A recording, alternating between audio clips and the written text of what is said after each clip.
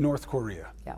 There is now word that not only was this a test, but it could be a sign that they could have a warhead, a small one, in a shorter time frame that had been recently expected. We remember with Syria the line in the sand that the president drew.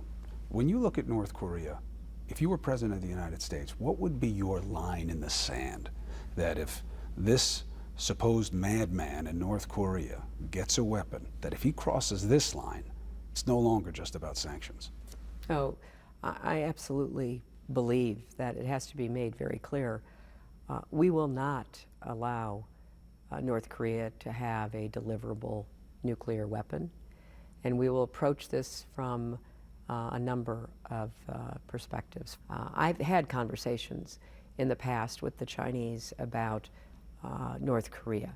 Up until relatively recently, I think they were under the impression that they could control their neighbor, and they didn't want to crack down because they saw it as a useful card to play. He gets a little crazy, maybe the South Koreans will, move toward them a little bit. He gets a little crazier, maybe they can make some deals with the Japanese about some things they want. It was a strategic calculation. It's not that way anymore. The current leader is unpredictable for both the Chinese and the rest of us. The current leader is clearly intent upon ignoring pressure, advice of any sort coming from anywhere else. And so we've got to make it clear missile defense is going in as quickly and broadly as possible. Our message to the North Koreans and everyone else listening: they will not be permitted to acquire a nuclear weapon that has a deliverable capacity on a ballistic missile.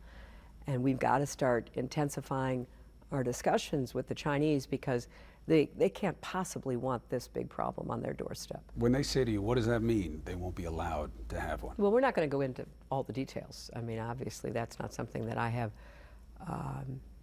the right to do or the responsibility at this moment to do. But that will be the policy of my administration, because I don't think we're going to make progress. I mean, adding additional sanctions and doing it the way that we did, that I led with Iran, did have a big impact because they worked. The Chinese have been awfully leaky.